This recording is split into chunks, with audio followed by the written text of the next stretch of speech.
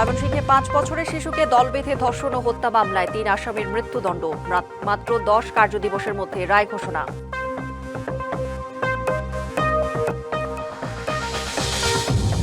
দেশজুড়ে বিরামহীন বর্ষণ, জলজটে থমকে গেছে নগর জীবন। ৪ বিভাগে কয়েকটি নদীর পানি দ্রুত বাড়ছে, আকস্মিক বন্যা ও ভূমিধসের শঙ্কা।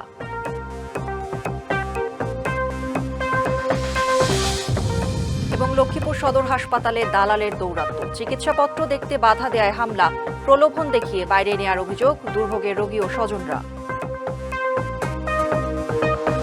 ময়মনসিংহের ধোবাউড়ায় ৫ বছরের শিশু নিসা মনিকে দল বেঁধে ধর্ষণের পর নদীতে ফেলে হত্যা মামলায় ৩ জনকে মৃত্যুদণ্ড দিয়েছে আদালত। একই সঙ্গে অপ্রাপ্তবয়স্ক অপর আসামিকে ১১ বছরের কারাদণ্ড দেওয়া হয়েছে। দুপুরে চিফ জুডিশিয়াল ম্যাজিস্ট্রেট আদালতের শিশু সহিংসতা দমন ট্রাইব্যুনালের বিচারক এই রায় ঘোষণা করেন। মাত্র ১০ কার্যদিবসে রায় ঘোষণা হওয়ায় খুশি শিশুটির পরিবার। দ্রুত কার্যকরের দাবি জানিয়েছেন তারা।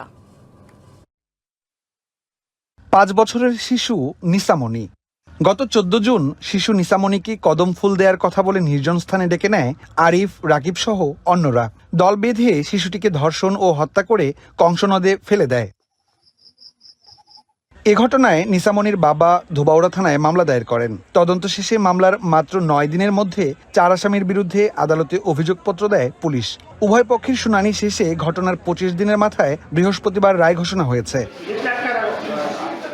রায়ে প্রধান আসামি আরিফ, রাকিব ও সিয়ামকে মৃত্যুদণ্ড দেওয়া হয়। পাশাপাশি ২ লাখ টাকা অর্থদণ্ড দেয় আদালত। একই সঙ্গে অপ্রাপ্তবয়স্ক অপর আসামি মারুফকে ১১ বছরের কারাদণ্ড দেওয়া হয়েছে। ৩ জনেরই বিজ্ঞ আদালত মৃত্যুদণ্ড এবং দণ্ডিত করার আদেশ প্রদান করেন এবং প্রতিজনকে ২ লক্ষ টাকা করে জরিমানা প্রদান করেন। আমরা অত্যন্ত সন্তুষ্ট। রায়ে অসন্তোষ জানিয়ে উচ্চ আদালতে আপিলের কথা জানিয়েছেন আসামি পক্ষের আইনজীবী। এই আসামিগণ ঘটনার পরেই তাদের প্রদত্ত জবানবন্দি বিজ্ঞ আদালতে রিট্রাকশন করেছে, বলেছে যে পুলিশ তাদেরকে জোর করে টর্চার করে তাদের জবানবন্দি আদায় করা হয়েছিল। হ্যাঁ, এটাও উচ্চ আদালতে যাবে, উচ্চ আদালতের সিদ্ধান্তই চূড়ান্ত সিদ্ধান্ত।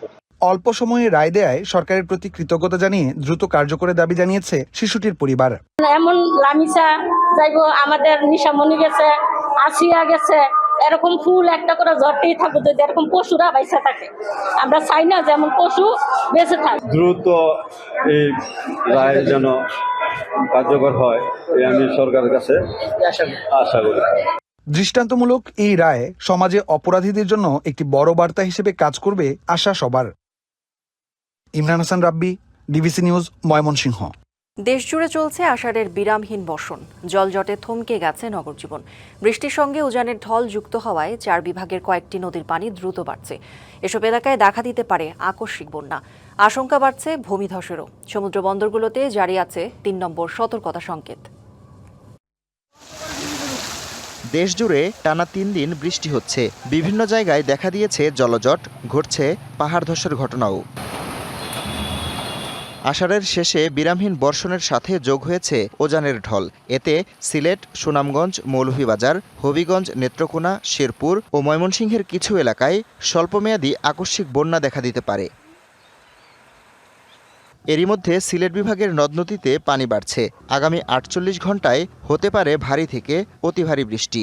নগরের পাশাপাশি ভূমিধসের আশঙ্কায় সদর, গোলাপগঞ্জ, বিয়ানীবাজার সহ বিভিন্ন উপজেলায় টিলার পাদদেশে বসবাসকারী প্রায় ১০,০০০ মানুষ।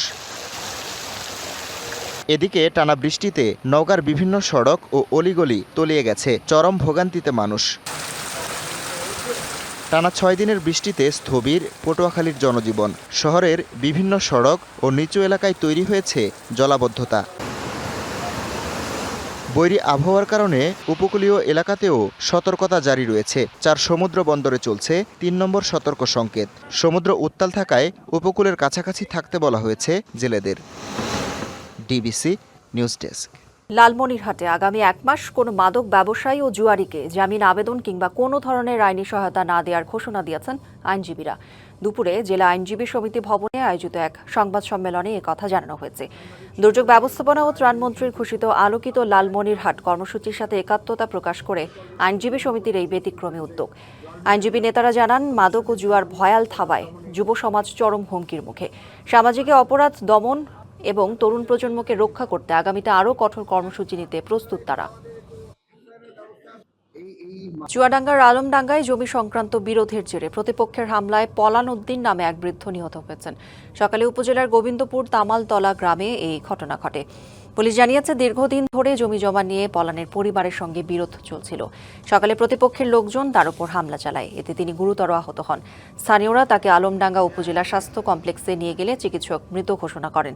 খবর পেয়ে পুলিশ হাসপাতাল থেকে মরদেহ উদ্ধার করে ময়নাতদন্তের জন্য সদর হাসপাতাল মর্গে পাঠায়। মানিকগঞ্জে অটোরিকশায় ঝাঁকুনি লাগা নিয়ে বাকবিতণ্ডার জেরে হত্যা করা হয় কিশোর সাকিবুলকে। এ ঘটনায় অভিযুক্ত যাত্রী আসাদুজ্জামান আসাদকে গ্রেপ্তার করা হয়েছে। সকালে মানিকগঞ্জ পিবিআই কার্যালয়ে সংবাদ সম্মেলনে এই তথ্য জানান পুলিশ সুপার জয়িতা শিল্পী। প্রাথমিক জিজ্ঞাসাবাদে আসাদ জানিয়েছে, 30 জুন সন্ধ্যায় সাকিবুলের অটোরিকশা ভাড়া করেন। বাড়ি ফেরার পথে অটোরিকশায় ঝাঁকুনি লাগাকে কেন্দ্র করে দুজনের মধ্যে বাকবিতণ্ডা হয়। এক পর্যায়ে ক্ষিপ্ত হয়ে বাড়ির কাছাকাছি একটি পাট খেতে নিয়ে সাকিবুলকে মারধর করেন। এতে তার মৃত্যু হলে মরদেহ সেখানেই ফেলে রেখে পালিয়ে যান আসাদ।